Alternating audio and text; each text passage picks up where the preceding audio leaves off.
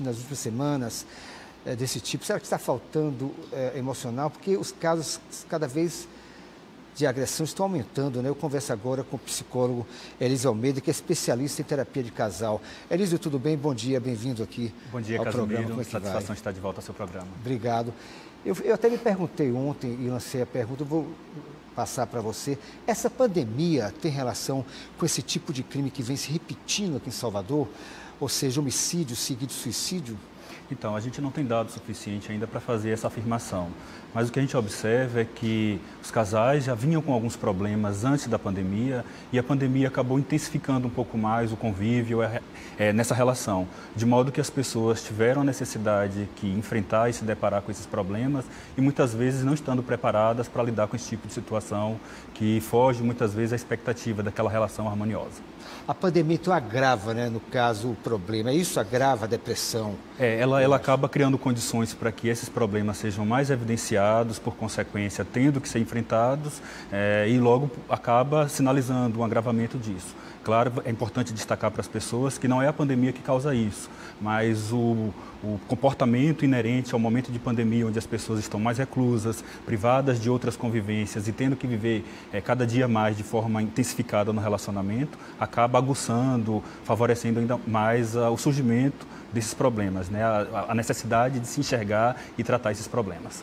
É acionado algum tipo de gatilho? Eu pergunto isso ainda baseado nessa tragédia envolvendo esse casal, porque todos os amigos e parentes falam que eles tinham um relacionamento muito tranquilo, muito bom. Inclusive foi postada uma foto nas redes sociais, acho que, se eu não me engano, 20 horas antes do crime, ou seja, uma foto onde os dois comemoravam a vida e de repente acontece essa tragédia. Que tipo de gatilho é acionado para que isso aconteça de uma hora para outra, que a pessoa mude o comportamento dessa maneira tão drástica? Importante a gente destacar para a população que as redes sociais não é um bom parâmetro para a gente entender a qualidade dos relacionamentos. Nas redes sociais existe um modus operandi no qual as pessoas demonstram só a felicidade, só a alegria, só momentos bons. Quando, na verdade, a gente sabe que na intimidade, na particularidade de cada relação, as pessoas vivenciam alguns problemas. Então, é importante a gente entender que os grandes gatilhos para que se desaguem em novos problemas ou tragédias, como a que a gente discute hoje em dia, é entender que existem problemas no relacionamento e muitas vezes as pessoas, ao invés de tentar resolvê-los, tentam negligenciar ou postergar essa resolução para mais adiante. Obviamente, isso traz uma condição para que esse problema cresça ainda mais, não seja resolvido, ao ponto de culminar no momento em que a pessoa não tem um preparo emocional para lidar com situações adversas, podendo desaguar, inclusive, numa tragédia. Tem algum sinal? Eu pergunto porque, como eu falei agora, o que tem se falado é que os pais dele, já que eles estavam os dois na casa do pai, né, dele, que é o empresário também, foram surpreendidos por isso. Será que tem algum sinal para que a gente perceba que alguém está passando por uma fase difícil, que possa vir a cometer um ato tão trágico? Tem algum sinal que a gente possa vir? Não sei, porque com criança a gente sabe, a criança fica calada, pode ser vítima de alguns maus tratos. Perfeito. Assim, no caso de pessoas mais adultas, o que a gente pode ajudar como pai? Eu fico pensando como pai também, e como amigo também, tem algum sinal que possa ser notado? O grande sinal que eu costumo destacar, especialmente meus pacientes no consultório, é quando existe um mal-estar na relação, por menor que seja, e muitas vezes ele não é tratado. Aquele mal-estar, quando ele não é tratado, muitas vezes ele acaba ganhando corpo em outros contextos, em outras situações, de modo a tentar levar as pessoas ao diálogo, à conversa. Quando os casais já não estão conseguindo conversar para resolver seus problemas, isso é um grande sinalizador de que existe algo que precisa ser visto e caso isso não seja tratado, pode ser que fermente, cresça e culmine numa situação ainda maior. Então, o grande destaque que eu faço é a comunicação do casal, se os problemas, à medida que forem surgindo, estão sendo tratados. E o pai? A gente fez uma campanha aqui com relação, não é esse caso que a gente está falando, não, mas outros casos de feminicídio, de homicídio seguido de suicídio. Eu lembrei de uma estilista que morreu recentemente no Parque Júlio César. Ela tinha acabado o relacionamento, inclusive, se eu não me engano, DJ Frango, acho que eu não dei Frango. Bom, ele matou ela e se matou depois, e ela estava fugindo dele, né? Então, a imagem dela, Tatiana. Então, teve uma campanha nossa, e a gente repete sempre. Ele aí, esse rapaz matou ela e se matou depois.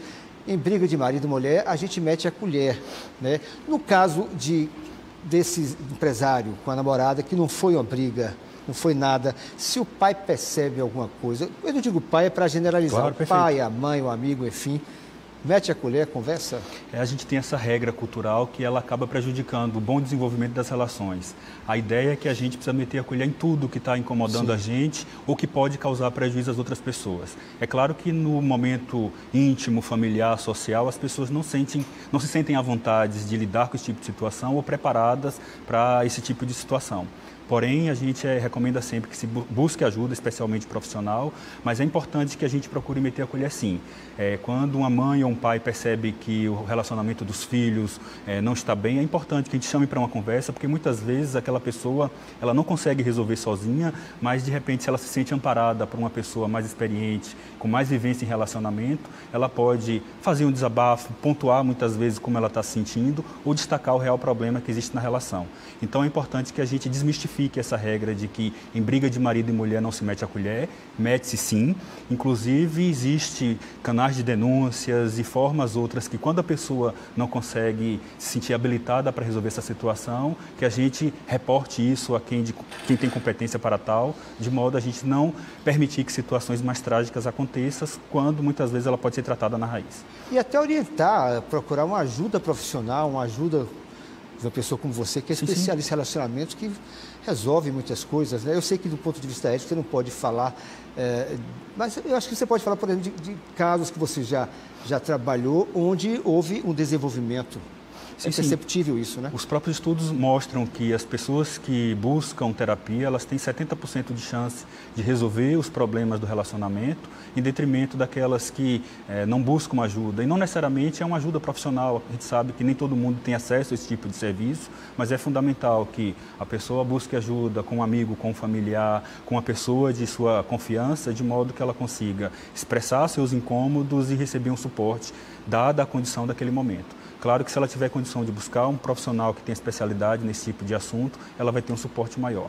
Então, por isso que eu gosto sempre de destacar, as pessoas que buscam auxílio para tentar resolver os problemas do relacionamento, elas têm 70% de chance maior de superar e ter sucesso na relação, que é o que todo mundo deseja. A pandemia tem revelado também um aspecto interessante nas relações, né? A gente sabe que alguns casais acabaram se separando, Perfeito. Muitas vezes porque não se conheciam profundamente. Exatamente. Porque ficavam nas ruas, enfim, e ficaram confinados, se separaram, mas por outro lado também, segundo algumas pesquisas, outros casais que chegaram até a estreitar mais a relação. Exatamente. Qual a interpretação que você faz na pandemia? Como é que fica o relacionamento amoroso diante da pandemia? Como fortalecer esse relacionamento num momento de estresse, de falta de paciência, que a gente às vezes vive, todos nós estamos vivendo um momento crucial no mundo inteiro. Como é Perfeito. Concordo com sua opinião. As pessoas, de fato, elas se conhecem muito pouco e, mesmo com pouco conhecimento, elas se engajam nesse relacionamento. A gente percebe pessoas que se encontram um dia no aplicativo de encontro, tem um encontro presencial e no outro já estão morando juntas. Perceba que com isso a gente não tem um histórico de como é aquela pessoa, se existe afinidade e compatibilidade com o nosso convívio. E de modo que as pessoas que não se conhecem o suficiente e se engajam no relacionamento, elas estão criando uma condição para criar, surjam problemas nesse relacionamento.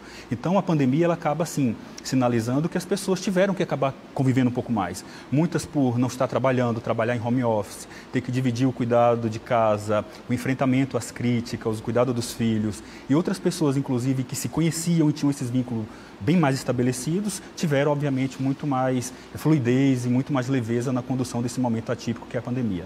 Então, 2 destaques para isso. É claro que as pessoas elas precisam se conhecer o suficiente para engajar e firmar esses relacionamentos, e aquelas pessoas que seguiram esse protocolo têm, obviamente, muito mais leveza para lidar com as situações adversas, como é o caso da pandemia. Deixa eu fazer uma pergunta bem geral. Claro. A gente ouve sempre que a mulher é predominante na relação, que a relação depende muito da mulher. A gente sempre ouve isso, né?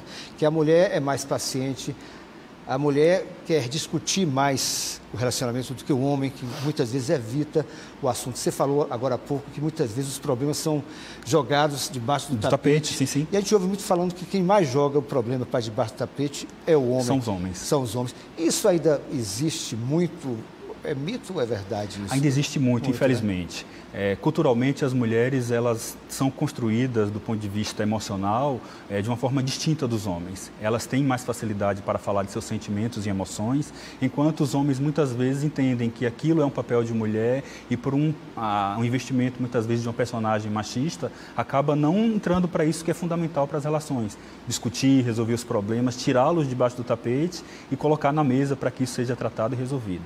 Então, as mulheres têm realmente essa facilidade de expressar seus sentimentos e emoções, enquanto os homens muitas vezes ainda se sentem um pouco mais intimidados, entendem que isso não é um papel deles, quando a gente tem que ter esse papel conjunto, esse pensamento conjunto de entender que isso é comum ao casal, é um problema do casal e tem que ser resolvido pelos dois.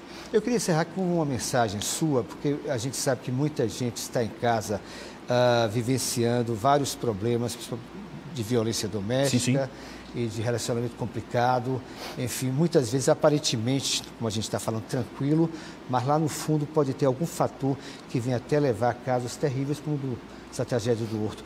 A orientação seria qual? Procurar uma ajuda profissional, é isso? O primeiro passo é tentar conversar. A gente sabe que conversar sobre problema, inclusive com alguém que a gente tem tamanha intimidade, não é um recurso tão fácil. Então, o primeiro passo é a gente tentar conversar. Verificando que essa conversa ela não é fluida, não é resolutiva para os problemas, aí sim a segunda recomendação é buscar ajuda.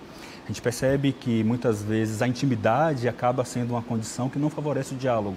Muitas vezes, por eu lhe conhecer tão bem, quando quero expressar um sentimento de incômodo, eu não me atenho apenas a esse fato. Eu agrido, eu diminuo. Quando isso é um grande sinalizador de que a gente não está conseguindo conversar bem e a gente precisa de alguém para intermediar esse meio campo. Então, essa é a recomendação para as pessoas. Muito obrigado pela entrevista, Elísio. Foi ótimo, viu? Obrigado mesmo. Tá bom? Saúde para você. Um abraço. Você também, um abraço. Virtual. Obrigado. Tá, pois é, e a gente volta a falar sobre